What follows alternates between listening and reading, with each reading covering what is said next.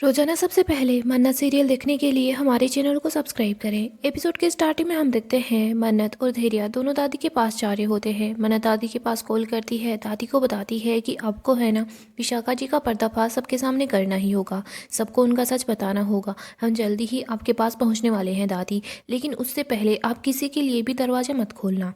मन्नत रोनी के पास कॉल करती है, रोनी को बोलती है कि पापा, मैं और धैर्य सर दोनों दादी के पास पहुंचने वाले हैं, लेकिन आपको मेरा एक काम करना होगा। आपको विशाखा आंटी और मलिका इन दोनों पर नज़र रखनी होगी। ये दोनों दादी को नुकसान पहुंचाने की कोशिश जरूर करेंगे। रोनी बोलता है कि अभी तो ये दोनों मेरी आंखों के सामने ही हैं और मैं इन पर नज़र जरूर रखूंगा, तुम बिल्कुल फिक्र मत करो। रोनी बोलता है कि बेटा बस तुम सिचुएशन को संभाल लेना, पता नहीं ये सब कुछ क्या हो गया। मन्नत बोलती है कि बाबा, मैं आपसे वादा करती हूँ कि विशाखा जी है ना, वो अपने मकसद में कभी कामयाब नहीं हो पाएगी और सब कुछ ठीक हो जाएगा। इधर हम देखते हैं पंडित जी रोनी के पास आते हैं। रोनी को बोलते हैं कि ये सब कुछ क्या चल रहा है, शादी अभी संपन्न नहीं हुई। मन्नत बोलती है, पापा पंडित जी को बोलिए कि शादी जरूर होगी, मैं जल्दी से जल्दी सबूत लेकर आऊंगी, उसके बाद मेरे और विक्रांत सर की शादी होगी। पापा हमारी शादी जरूर होगी ना। तो रोनी बोलता है, हाँ तुम्हारी शादी जरूर होगी बेटा। रोनी पंडित जी को बोल देता है कि आप थोड़ी देर रुक जाइए, मैं आपको बता दूंगा कि आपको क्या करना है। इधर हम देखते हैं मन्नत रो रही होती है। धैर्य मन्नत को बोलता है कि मन्नत फिक्र मत करो, सब ठीक हो जाएगा, हम दादी के पास जा रहे हैं ना। धैर्य सोच रहा होता है कि मन्नत की ज़िंदगी का ये सबसे प्यारा दिन होना चाहिए था, सबसे खुशी का दिन होना चाहिए था, लेकिन आज के दिन ही ये सब कुछ हो गया है। इधर हम ऐश्वर्या को देखते हैं, वो रूम में फंसी हुई होती है। वो सोच रही होती है कि मुझे मन्नत से पहले उस बुढ़िया के पास पहुंचना होगा, अब मैं क्या करूं। ऐश्वर्या दरवाज़ा खोलने की कोशिश करती है, लेकिन दरवाज़ा नहीं खुलता। ऐश्वर्या सोचती है कि मल्लिका के पास कॉल करती हूँ, फिर वो सोचती है नहीं, मैं मल्लिका और विशाखा को नहीं बुला सकती। अगर वो दोनों यहाँ आएगी ना तो किसी को उन पर शक हो जाएगा, लेकिन मैं इस दरवाजे को कैसे खोलूँ। आगे हम देखते हैं रोनी विक्रांत के पास जाता है। फिर वो इधर देखता है तो वहाँ से विशाखा और मल्लिका दोनों गायब होती है। वो बोलता है कि ये दोनों कहाँ चली गई। इधर श्रुति बोलती है कि ये मल्लिका है, ये विशाखा के साथ क्यों है। तभी नीतू बोलती है कि कहीं ऐसा तो नहीं कि मल्लिका ही विशाखा का साथ दे रही है। दादी बोल रही होती है, नहीं, इन सब में मल्लिका की कोई भी गलती नहीं है। आज जो कुछ भी हो रहा है ना नीतू, वो सिर्फ तुम्हारे अतीत की वजह से हुआ है। इधर हम विशाखा और मल्लिका को देखते हैं। विशाखा बोलती है कि कहीं कोई गड़बड़ ना हो जाए। मल्लिका बोलती है, क्यों फिक्र कर रहे हो, मोम गई है ना, दादी को वो हैंडल कर ही लेंगी। तभी ऐश्वर्या देखती है कि वो दोनों पास से निकल रही है। ऐश्वर्या धीरे धीरे उन दोनों को आवाज़ लगाती है। मल्लिका बाहर से दरवाजा खोल देती है। वो बोलती है कि मोम, आप अभी तक यहीं पर हो। ऐश्वर्या बोल रही होती है, किसी ने अगर तुम दोनों को यहाँ देख लिया ना तो सारा प्लान बर्बाद हो जाएगा। मल्लिका बोलती है, मोम आपको यहाँ पर लॉक किसने किया। ऐश्वर्या बोलती है कि ये सब मुझे नहीं पता। वो वहाँ से दादी को आते हुए देखती है। जल्दी से ऐश्वर्या वहाँ से निकल जाती है। विशाखा सोच रही होती है, अगर वो मन्नत बुढ़िया तक पहुंच गई ना तो सब कुछ ही खत्म हो जाएगा। इधर हम देखते हैं दादी मल्लिका को आवाज़ लगाती है। दादी मल्लिका को बोलती है, मल्लिका अपनी माँ के काली करतूतों में तुमने उसका साथ दिया, उसके बाद तुम जेल चली गई, तभी भी तेरे दिल को शांति नहीं आई क्या, जो तुम इस झूठी मक्कार औरत का साथ दे रही हो। मल्लिका बोलती है, नहीं दादी, ऐसा कुछ भी नहीं है, ये बेचारी कितनी परेशान थी, रो रही थी, तो मैं वैसे इनका हालचाल पूछ रही थी। और वैसे भी दादी, अभी तक कोई प्रूव नहीं हुआ है ना कि कौन गलत है कौन सही है। दादी बोलती है कि वो भी जल्दी ही प्रूव हो जाएगा, तो इनसे अकेले में बात नहीं करेगी, यहाँ से ही मेरे साथ चल। दादी मल्लिका को वहाँ से ले जाती है। विशाखा सोच रही होती है कि मेरे पास ये आखिरी मौका है अमीर बनने का, चाहे कुछ भी हो जाए, आज वो मन्नत है ना, वो नहीं जीतनी चाहिए। इधर धैर्य और मन्नत दोनों दादी के पास ही जा रहे होते हैं। मन्नत बोल रही होती है, बाबा जी मुझे अच्छे से पता है कि आप सब कुछ ठीक करेंगे, प्लीज़ आप कोई भी गड़बड़ मत होने देना, आप हमारा ही साथ दीजिएगा। धैर्य अपने मन में सोचता है कि आज माँ ने इतनी घटिया बात करके अपनी औकात दिखा ही दी, और विक्रांत ने मन्नत का साथ नहीं दिया। मन्नत फिर भी विक्रांत को सबूत दिखाने के लिए इतना कुछ कर रही है। मुझे पता है मन्नत के दिल पर क्या बीत रही होगी। धैर्य बोलता है, मन्नत आई एम सॉरी। मन्नत बोलती है, लेकिन किस चीज़ के लिए। धैर्य बोलता है कि मुझे पता है कि माँ ने आज जो कुछ भी बोला वो उन्हें नहीं बोलना चाहिए था, और विक्रांत का बर्ताव भी आपके साथ बिल्कुल भी ठीक नहीं था। मेरी ही सारी की सारी गलती है, मैंने माँ पर विश्वास कर लिया कि शायद वो बदल गई होंगी, लेकिन नहीं, मेरी माँ अपने लालच के लिए इतना नीचे गिर जाएगी ये मैंने कभी नहीं सोचा था। मैंने नहीं सोचा था कि वो पैसों के लिए ये सब कुछ करेंगी। मेरे सामने जब उनका सारा सच आ गया था ना, तभी मुझे फैसला कर लेना चाहिए था, मुझे उन्हें यहाँ से ले जाना चाहिए था। सारी की सारी मेरी ही गलती है, आई एम सॉरी। मन्नत बोलती है कि आप ऐसा मत बोलिए। मन्नत बोलती है, जो कुछ हो रहा है ना, इसमें विक्रांत सर की कोई भी गलती नहीं है और ना ही आपकी गलती है, प्लीज़ आप सॉरी मत बोलिए।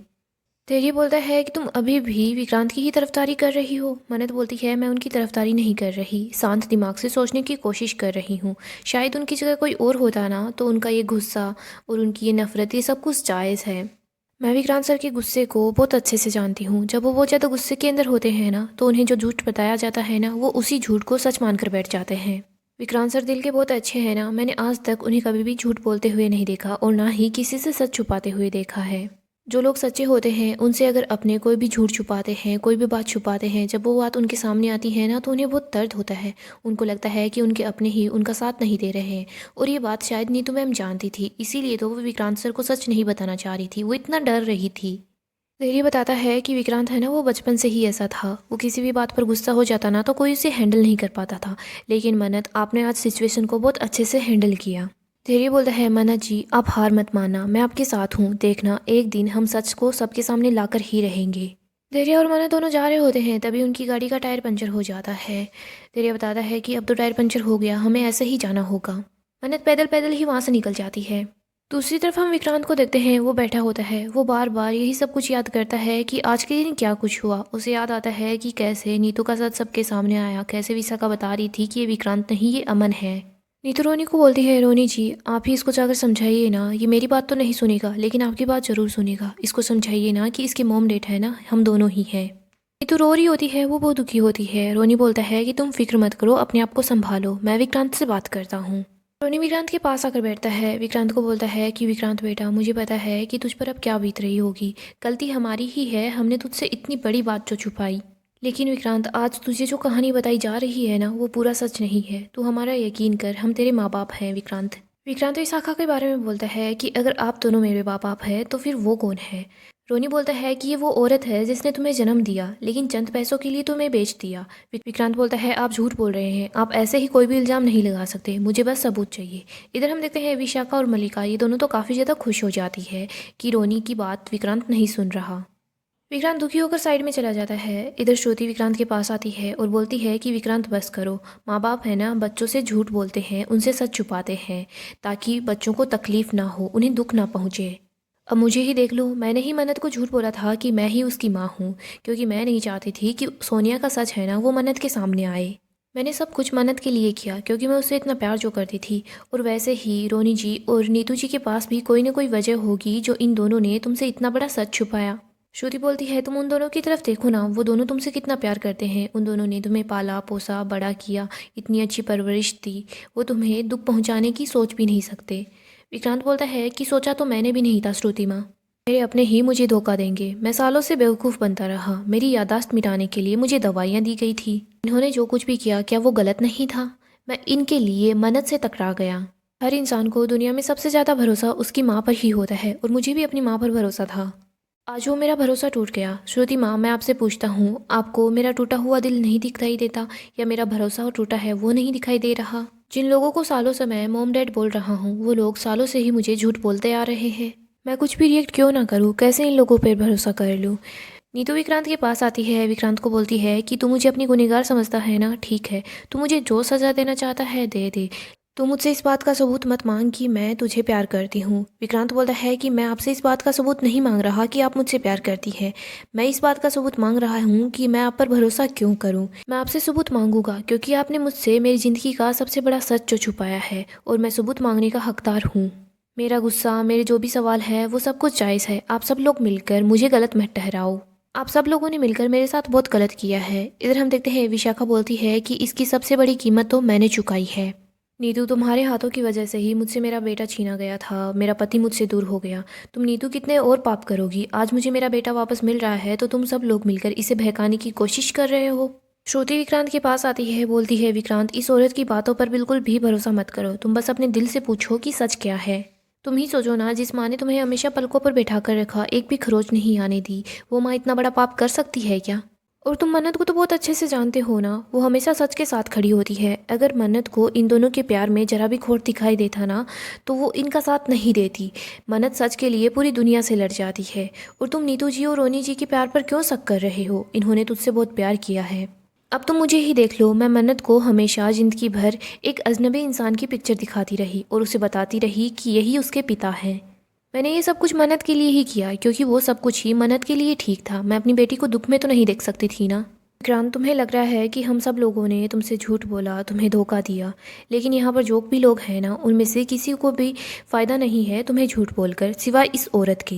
श्रुति विशाखा के बारे में बोल रही होती है। श्रुति विक्रांत के सामने हाथ जोड़ती है, बोलती है कि विक्रांत, तुम अपने दिल से पूछो ना, सच क्या है, हम लोगों पर भरोसा करो।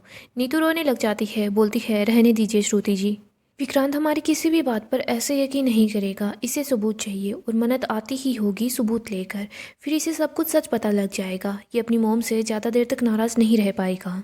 विशाखा सोच रही होती है कि विक्रांत को अपनी तरफ करने का मेरे पास सिर्फ ये आखिरी मौका है। ऐश्वर्या, तुम्हें कैसे भी करके उस बुढ़िया के पास मन्नत से पहले पहुंचना ही होगा। आगे हम दादी को देखते हैं, वो दिया जलाती है और बोल रही होती है, भगवान जी आपको तो सब पता है ना कि कौन सही है कौन गलत है, फिर आप विशाखा का साथ क्यों दे रहे हैं। तभी दरवाजे के पास कोई होता है, वो बार बार दरवाजे को खटखटाता है। ऐश्वर्या वहाँ पहुँच जाती है, दादी दरवाजे के पास आती है। ऐश्वर्या बोल रही होती है कि दादी जी, मुझे मन्नत मैडम ने यहाँ भेजा है, मैं मन्नत मैडम के लिए काम करती हूँ।